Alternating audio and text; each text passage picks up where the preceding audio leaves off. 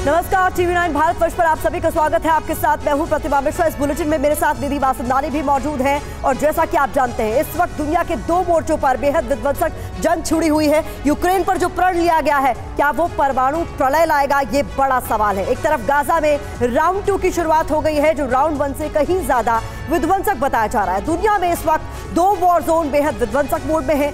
ऐसे में middle east से यूरोप तक किसी भी वक्त विश्व युद्ध का खतरा मंडरा रहा है। एक तरफ इजराइल और हमास का संघर्ष गंभीर होता जा रहा है, तो वहीं दूसरी ओर 21 महीनों से जारी रूस और यूक्रेन की जंग निर्णायक मोड़ के करीब पहुंच चुकी है। इस बीच अमेरिका का विनाशकारी एटमी प्लान भी सामने आया है। अमेरिका की सीक्रेट तैयारी पर एक्सक्लूसिव खुलासा हुआ है, तो इसकी पूरी डिटेल आपके सामने हम रखेंगे।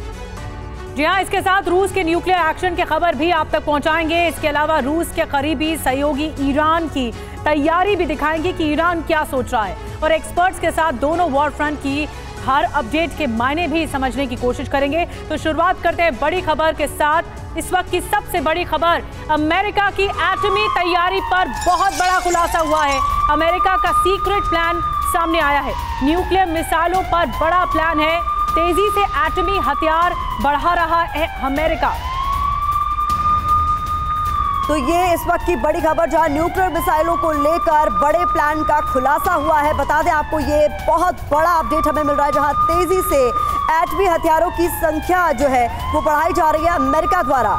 तो इससे संकेत मिल रहे हैं कि अब परमाणु प्रलय आने वाला है। अमेरिका की एटमी तैयारी पर दरअसल ये बड़ा खुलासा हुआ है। एटमी हथियारों का जखीरा बढ़ा रहा है अमेरिका का सीक्रेट, दरअसल ये प्लान है जो सामने आया।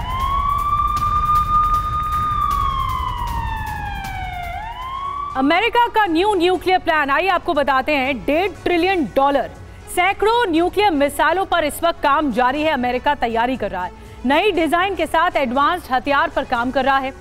450 न्यूक्लियर डिपो पर तैनाती होगी। 2010 में अमेरिकी संसद ने मंजूरी इसको लेकर दी थी। पहले चरण में ही $100 अरब खर्च हो चुके हैं। यहां तैनात रखे जाएंगे नए न्यूक्लियर हथियार। देखिए कहां कहां आपको जगह बता रहे, Montana, north Dakota, Wyoming, Colorado और नेब्रास्का, ये वो जगहें हैं जहां पर तैनाती की जाएगी। कुछ तो और खबरों के लिए प्रतिमा के पास। इस बीच बता दें, अमेरिका की एटमी तैयारी को लेकर भी हमें अपडेट मिल रहा है, और उसको लेकर जो जानकारी सामने आई आपके साथ जल्दी से साझा कर देते हैं, फिर अपने एक्सपर्ट्स का भी हम रुख करेंगे। तो क्या है अमेरिका की एटमी तैयारी? इसकी पीछे की 3 बड़ी वजह है। चीन की बढ़ती ताकत से खतरा समझ में आने के बाद ये तैयारियां तेज कर दी गई हैं। रूस का न्यूक्लियर जखीरा देखते हुए भी अपनी ताकत में इजाफा कर रहा है अमेरिका, ऐसा माना जा रहा है। और वर्चस्व की चुनौती से डरा है अमेरिका, इसलिए भी माना जा रहा है कि ये तैयारियां हो रही है। न्यूक्लियर रेस में सबसे आगे रहना चाहता है अमेरिका, ये उसकी महत्वाकांक्षा है। नंबर 1 महाशक्ति बने रहना भी उसकी महत्वाकांक्षा है। सुपर पावर बने रहना, यूरोप पर प्रभाव बनाए रखना भी इसके पीछे अमेरिका की मंशा मानी जा रही है। तो ये हम आपको बता रहे हैं कि अमेरिका की जो एटमी तैयारी है उसकी क्या कुछ वजहें हो सकती हैं। बहुत महत्वपूर्ण जानकारी आपके सामने हमने रखी है। न्यूक्लियर रेस में चाहता है अमेरिका कि वो सबसे आगे रहे। ऐसे में हम मनीष झा का रुख कर लेते हैं और बता दें कि इस बीच ब्रिगेडियर रिटायर्ड शरदेंदु सर हमें ज्वाइन कर चुके हैं एज डिफेंस एनालिस्ट। साथ ही air marshal retired Rajesh Kumar ji रक्षा विश्लेषक के तौर पर हमें ज्वाइन कर चुके हैं। मनीष, चूंकि आप वॉर जोन से लौटे हैं, सबसे पहला सवाल आपसे है कि अमेरिका की इस तैयारी के पीछे की जो वजह अभी हमने दर्शकों के सामने रखी, ये आपको क्या लगता है कितने हद तक सही है? अपना प्रभुत्व तो वो कायम रखना ही चाहता, और क्या कुछ उसके पीछे मंशा हो सकती है?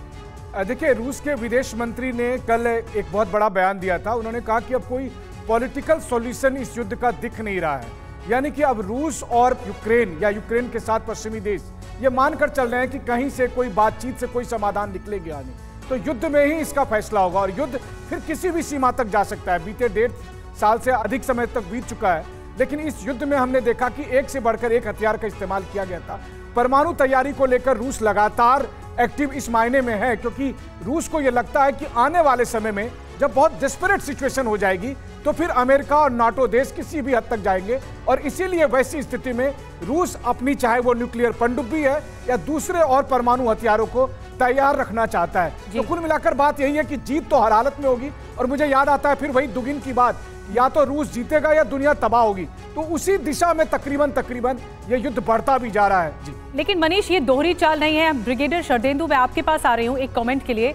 क्या ये अमेरिका का डबल स्टैंडर्ड नहीं है कि एक तरफ तो आप इजराइल जैसी जगहों पर आप कहते हैं सीज फायर रहना चाहिए, आप यूक्रेन को मदद करते रहते हैं, इजराइल को मदद करने के साथ साथ यूक्रेन को दरकिनार भी करते हैं, लेकिन फिर आप एटमी तैयारी भी कर रहे हैं।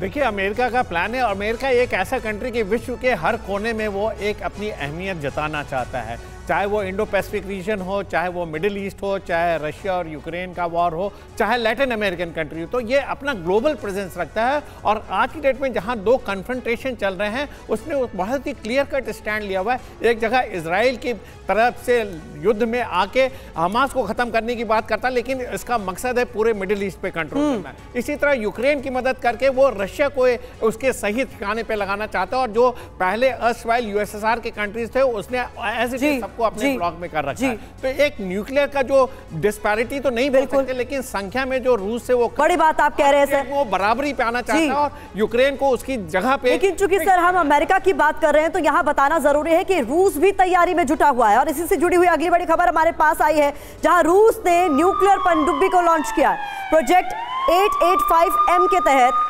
बता दें ये लॉन्च की गई है।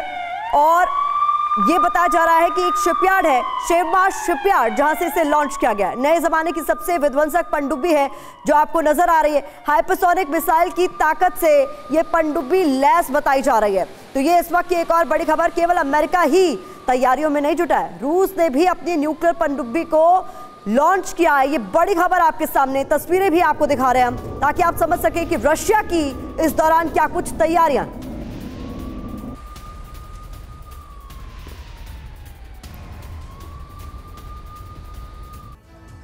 अब आपके लिए जानना जरूरी है कि रूस की सीक्रेट परमाणु पनडुब्बी की ताकत क्या है, प्लान क्या है। नाम है परमाणु पनडुब्बी K564 और आर्किजेंस रूसी नौसेना के उत्तरी बेड़े में ये शामिल होगी। कैलिबर क्रूज मिसाइल से ये लेस पकड़ में आए बिन हमले कर सकती है। पानी जमीन पर अटैक में ये बहुत सक्षम है। इसकी खासियतें आपको बता रहे हैं, पल भर में टारगेट तबाह कर देती है। ये पनडुब्बी उत्तरी बेड़े में शामिल है और समंदर में उतरने के बाद टेस्टिंग होगा, नेविगेशन डाइविंग सिस्टम की जांच होगी, कम्युनिकेशन सिस्टम की भी जांच की जाएगी। प्रोजेक्ट 885M के तहत निर्माण होगा और कुल 12 ऐसी पनडुब्बियां बनाई जाएंगी।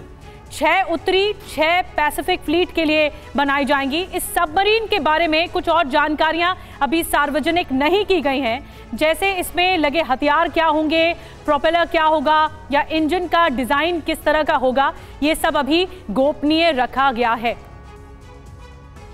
और इस बीच देखिए, पनडुब्बी को लेकर आपके सामने जानकारी तो हम रख रहे हैं। अभी जिस न्यूक्लियर सबमरीन की ताकत के बारे में हमने आपको बताया, वो यासीन M श्रेणी की बाकी पनडुब्बियों का ही हिस्सा है। अब समझिए कि यासीन M पनडुब्बियों की ताकत क्या है। तो जानकारी आपके सामने बिग वॉल के जरिए हम रख रहे हैं। देखिए, ये बिल्कुल आवाज नहीं करती है, ये इसकी एक विशेषता बताई जाती है। ऑनिक्स मिसाइल के साथ ये लैस है, साथ ही कैलिबर मिसाइल भी इसमें है, ये जानकारी सामने आई है। जिरकॉन मिसाइल भी इस पे तैनात है, ये जानकारी आपके सामने। टाइप 65 टॉर्पीडो और इसके अलावा पनडुब्बी की और क्या कुछ विशेषता इसकी ताकत है, परमाणु रिएक्टर भी है इसमें। और ऐसे में सोनार, सेंसर, ये तमाम जो विशेषताएं हैं इसकी लेकर हम आपके सामने रख रहे हैं। इसकी रफ्तार के बारे में कहा जा रहा है कि असीमित रफ्तार है यासीन M पनडुब्बी की ताकत को लेकर, 600 मीटर भीतर ऑपरेशन कर सकती है, ये भी बताया जा रहा है। जी हाँ, तो पनडुब्बी की खासियत के बारे में आपको बताया। एक और बड़ी खबर जल्दी से बता दें, रूस, ईरान और चीन का युद्धाभ्यास हो रहा है। फारस की खाड़ी में सबसे बड़ी ये वॉर ड्रिल बताई जा रही है। 2 फ्रंट पर जंग के बीच ये युद्धाभ्यास हो रहा है।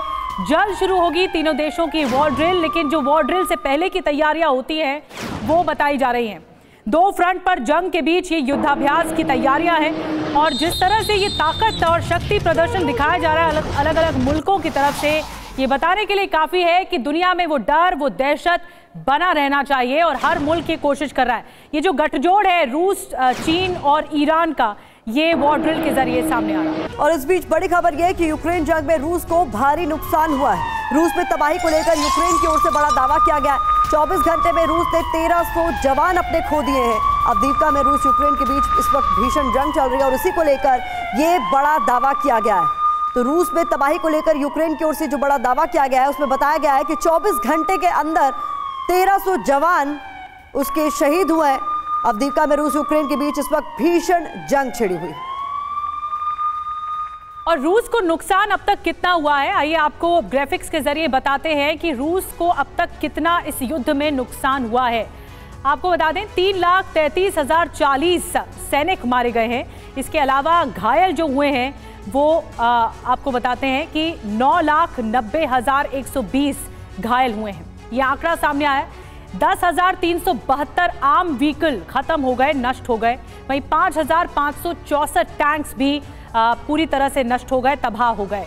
इसके अलावा आपको बताते हैं 7,931 आर्टिलरी खत्म हुए, 323 एयरक्राफ्ट भी खत्म हुए। तो कितना नुकसान उठाना पड़ा अब तक उसको लेकर आंकड़े आपके सामने हैं। 324 हेलीकॉप्टर्स पूरी तरीके से खत्म कर दिए गए हैं। शिप बोट्स की बात करें तो उनकी संख्या 22 बताई जा रही है।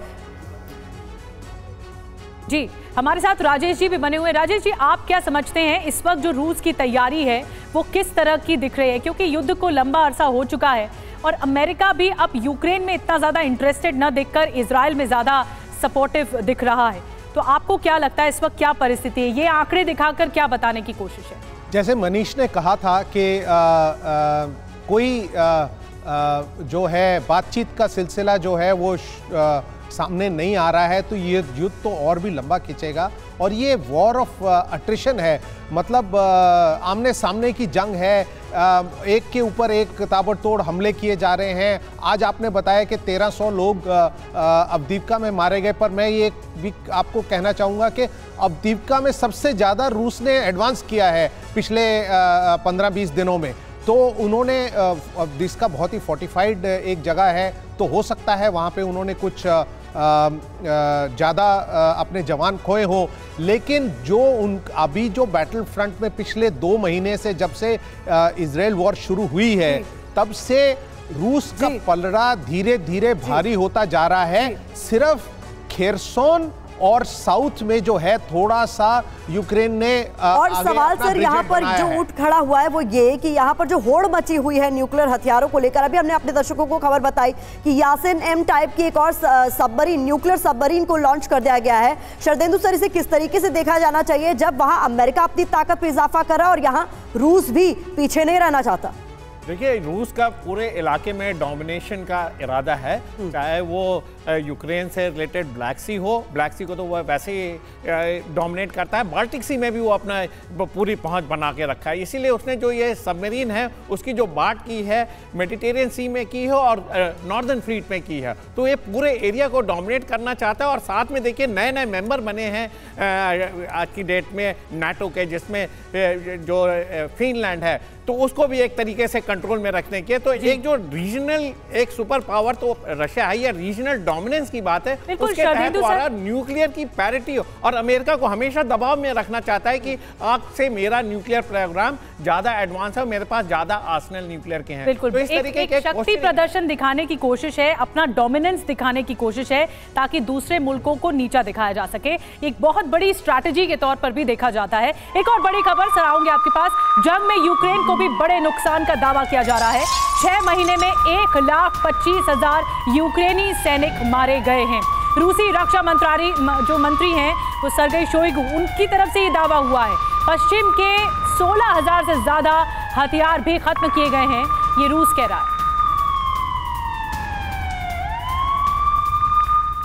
और इस बीच अगली बड़ी खबर आपके सामने। सर्दियों में जंग पर रूस की बड़ी तैयारी को लेकर है। पुतिन ने नई भर्ती का ऑर्डर दे दिया है। 1,70,000 जवानों की भर्ती होगी, इसका ऑर्डर बकायदा पुतिन ने दे दिया, यानी ये जंग अभी और लंबी खिंचने वाली है। और रूसी सेना में नई भर्ती होगी और अब आपको इसी के बारे में जानकारी दे रहे हैं। आंकड़े क्या कह रहे हैं? जनवरी 2023 में 2,39,758, ये देखिए नई भर्ती में, जिसमें जनवरी का आंकड़ा ये आया है। अब नए जवान जो आएंगे वो 1,69,372 आएंगे और भर्ती के बाद जो हो जाएगा कुल मिलाकर आंकड़ा वो 2,22,00,000 के करीब हो जाएगा, जो कि जानकारी मिल रही है, जिसमें ये एक बहुत बड़ी ताकत के रूप में प्रतिमा सामने आएगा रूस के लिए। बिल्कुल। तो देखिए, रूसी सेना में नई भर्ती को लेकर जो जानकारी सामने आई आपके साथ हमने साझा किया। मनीष का मैं रुख करना चाहूंगी। 22 लाख से कुछ ज्यादा मनीष अब नई भर्ती के बाद हो जाएंगे रूसी सैनिक। किस तरीके से देखा जाना चाहिए इनको सबको, क्या मोर्चे पर भेजा जाएगा? देखिए प्रतिमा, मुझे याद आता है कि मैंने एक बार एक बहुत सीनियर अमेरिकन अधिकारी को कहा था कि आप लोगों ने रूस को बहुत अंडर एस्टिमेट कर लिया है। पिछले हफ्ते नाटो के सेक्रेटरी जनरल ने भी यही बात कही कि हाँ, हमसे गलती हुई, हमने अंडर एस्टिमेट कर लिया था। सच बात यह है कि पुतिन लंबे समय से एक बड़े युद्ध की तैयारी कर रहे हैं, एक ऐसा युद्ध जहां पर वो अमेरिका और नाटो देशों से सीधा सीधा मुकाबला कर सके, और उसके लिए उन्होंने 22 लाख के करीब अपनी रिजर्व फोर्स बना के रखने की तैयारी की है। अब सोचिए, इतनी बड़ी संख्या में सैनिक होंगे, तमाम परमाणु तैयारी होगी, तमाम जो हथियारों का उत्पादन है, तमाम जो पश्चिमी देशों की मीडिया है वो भी ये बात मान रही है कि पूरा नाटो देश मिलकर जितना हथियार बना रहा है उससे ज्यादा अकेला रूस बना रहा है। तो ये उनकी तैयारी है। तो आप समझ ही सकते हैं कि आने वाला समय किस तरीके का होगा। रूस बनाम बड़ी बात आप कह रहे हैं मनीष। उस बीच रूस के विदेश मंत्री सर्गेई लावरोव का भी बड़ा बयान सामने आ गया है। बता दें, यूक्रेन युद्ध का कोई राजनीतिक समाधान नहीं होने वाला है, ये बड़ी बात उनकी तरफ से कह दी गई है। यूक्रेन सरकार विवाद का समाधान चाहती ही नहीं है, ये विदेश मंत्री रूस के कह रहे हैं। तो ये इस वक्त की बड़ी खबर आपके सामने, जिसमें साफ तौर पर कह दिया गया है कि जंग का कोई भी राजनीतिक समाधान नहीं होगा, क्योंकि यूक्रेन की सरकार इसको लेकर सीरियस नहीं है, वो कोई सोल्यूशन या समाधान नहीं चाहती है। तो ये एक बड़ी खबर आपके सामने रखी हमने। इस बीच अगली बड़ी खबर, जहां रूस को यूक्रेन की ओर से बड़ा झटका मिला है। रूस के अंदर रेलवे लाइन उड़ाने का दावा किया जा रहा है। रूस चीन रेल लाइन पर हमले का दावा किया जा रहा है। यूक्रेनी अफसर का दावा, टनल के अंदर धमाके किए गए जिससे इस रेलवे लाइन को उड़ा दिया गया है, इसको बड़े स्तर पर नुकसान भी पहुंचा।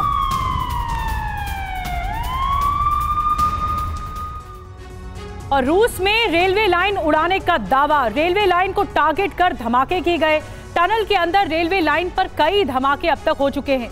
रूस के बुर्यातिया प्रांत में यह हमला किया गया। 2 रेलवे रूट पर हमले का दावा किया जा रहा है। यूक्रेन से 5000 किलोमीटर दूर यह हमला किया गया। रूस चीन को जोड़ने वाली लाइन पर यह अटैक हुआ है। इस रेलवे रूट से सैन्य सप्लाई होती है, सप्लाई चेन है यहाँ पर। यूक्रेनी अफसर का बड़ी कामयाबी का दावा सामने आया है।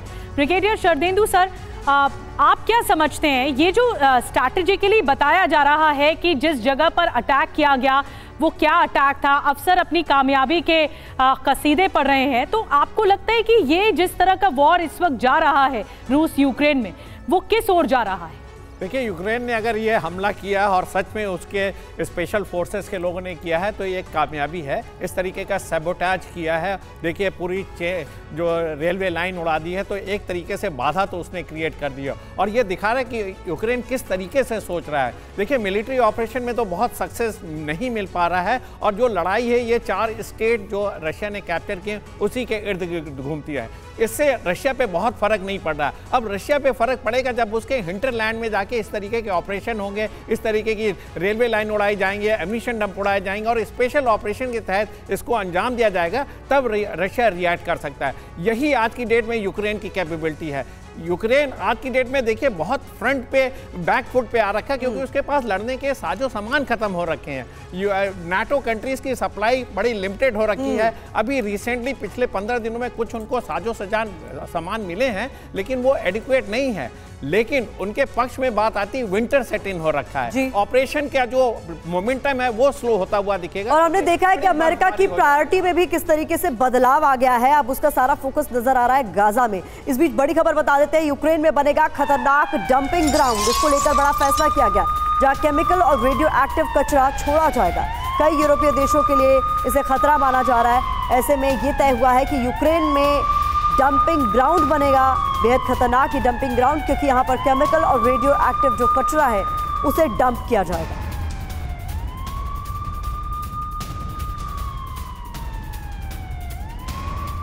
तो इस बीच आपको बता दें, हमने जैसा कि आपको बताया कि यूक्रेन में ये खतरनाक डंपिंग ग्राउंड बनने वाला है। इसको लेकर जानकारी क्या सामने आई है, बता दें, अमेरिकी कारोबारी जॉर्ज सोरोस के बेटे ने यह करार किया। इसको लेकर जानकारी है कि यूक्रेन सरकार के साथ अलेक्जेंडर सोरोस की डील हुई है। जी हाँ, राष्ट्रपति ऑफिस के हेड आंद्रे यर्मक से बातचीत हुई है डंपिंग ग्राउंड को लेकर। पश्चिमी देशों की कंपनियां डंपिंग ग्राउंड बनाएंगी। 400 वर्ग किलोमीटर का ये पूरा इलाका है जो दिया जाएगा। बताया जा रहा है कि यहाँ केमिकल और रेडियो एक्टिव कचरा डंप किया जाएगा, डाला जाएगा। आसपास के इलाकों में मिट्टी काम की नहीं रहेगी इसके बाद, क्योंकि वहां पर रेडियो एक्टिव मटेरियल होगा। जी हाँ, और ग्राउंड वाटर और पशुओं के लिए भी ये बहुत खतरनाक होगा, जो जिस तरह की बात सामने आ रही है। यूक्रेन के साथ कई पड़ोसी देशों के लिए भी ये बहुत बड़ा खतरा है। तो मनीष का रुख कर लेते हैं। मनीष, इस तरीके के करार का मतलब क्या समझा जाए? क्या किसी प्रेशर में ये करार किया गया? क्योंकि इसका तो सिर्फ नुकसान ही है, कोई फायदा तो मुझे नजर नहीं आ रहा। देखिए, रूस के साथ युद्ध को भड़काने में सोरोस फाउंडेशन की बड़ी भूमिका रही है। जिस तरीके से उन्होंने यूक्रेन को पुश किया था, अब चूंकि जब पश्चिमी देशों से समर्थन नहीं मिल रहा था तो जेलेंस्की ने फिर सोरोस फाउंडेशन से मदद मांगी। और सोरोस फाउंडेशन तो मुफ्त में कुछ नहीं करता है, तो उन्होंने अपने जो सहयोगी कंपनियां हैं उन सब के लिए बड़े बड़े आकार के जमीन देने की बात की है। कई पश्चिमी देशों की कंपनियां के लिए यूक्रेन में बड़ी बड़ी जमीनें दी जा रही है। वो जमीनें जहां पर गेहूं और दूसरे अनाज उत्पादित होती थी और उन अनाजों से अफ्रीका या दूसरे देशों में सप्लाई किया जाता था, उन जमीनों को अब रेडियो एक्टिव मटेरियल और केमिकल मटेरियल के लिए डंपिंग ग्राउंड बनाया जा रहा है। यानी यूक्रेन की वो जमीन जो करोड़ों लोगों का पेट भरती थी, बिल्कुल अंत में ये बहुत खतरनाक साबित होगा, जैसा कि मनीष बता रहे हैं। एक और बड़ी खबर, युद्ध पर जेलेंस्की का बड़ा बयान सामने आया है। जंग का नया दौर शुरू हो रहा है, ये जेलेंस्की कह रहे हैं। हमें नुकसान लेकिन सरेंडर नहीं करेंगे, समर्पण नहीं करेंगे। बहुत बड़ा बयान जेलेंस्की की तरफ से। युद्ध का एक अरसा बीत गया और उसके बाद फिर जेलेंस्की ये कह रहे हैं कि हम सरेंडर नहीं करेंगे, हमें नुकसान जरूर हो रहा है, हम अपनी जमीन के लिए लड़ते रहेंगे।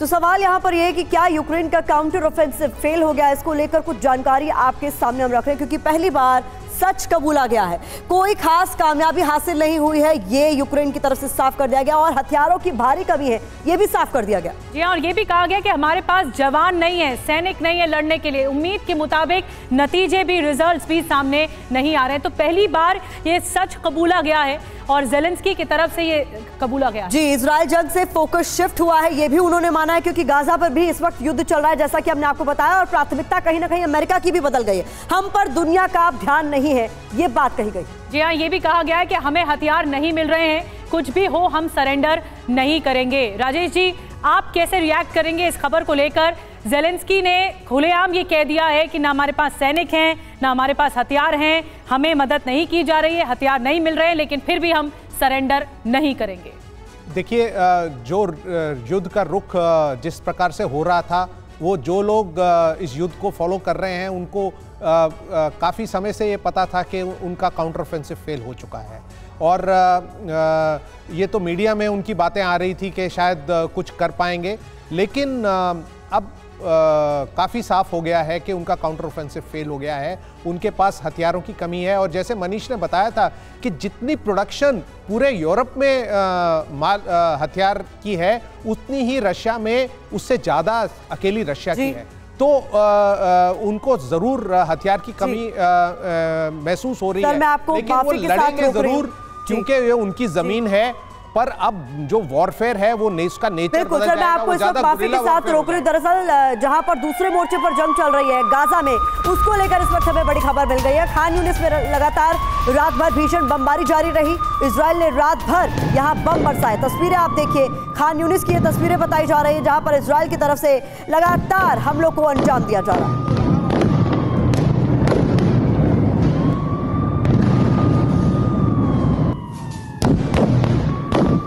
तो एक तरफ चल रहा है इजराइल गाजा विध्वंस और दूसरी तरफ चल रहा है रूस यूक्रेन युद्ध। इन दोनों ही फ्रंट पर लेटेस्ट अपडेट्स लगातार TV9 भारतवर्ष आपके सामने पहुंचा रहा है। आप दोनों खास मेहमानों का बहुत बहुत धन्यवाद।